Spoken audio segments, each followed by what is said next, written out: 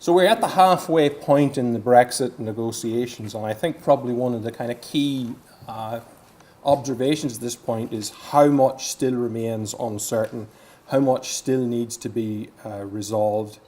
And I think this is deeply concerning, obviously for both the UK and for a country like Ireland, because Brexit does have very diverse and complex implications for the agri-food sector. And not least of all about the nature of the future trading relationship between the UK and the European Union and how that will evolve. And there doesn't seem to be a high degree of consensus within the UK government, or certainly within Theresa May's cabinet, about exactly what they want in terms of that relationship, to stay close to the single market or to have some sort of a clean break with the EU.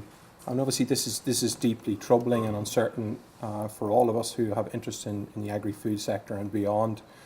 Of course, there's uncertainties in relation to the future regulatory frameworks and the degree of regulatory alignment between obviously the UK and the EU. And we recognise that any divergence there is going to cause a problem, particularly on this island in relation to cross-border trade and obviously wider implications. So that is obviously a hugely concerning issue.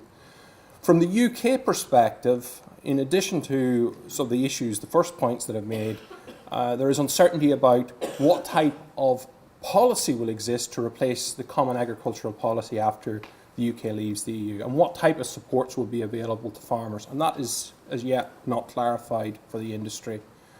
And of course all of this then has further implications for factor markets like the land market. A lot of uncertainty in the UK land market at the moment, which is resulting in lack of activity in the land market. And when people sign tenancy agreements now, you have to build in a Brexit break clause so that if things turn sour, you can exit that agreement.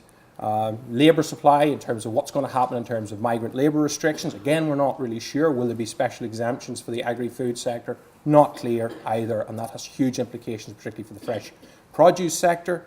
And lastly, of course, all of this impacts on farmer decision making. It makes it difficult to plan ahead, to plan investments with such a degree of uncertainty. And obviously that has wider implications also for the downstream supply chains and obviously down to the consumer level too in terms of the implications.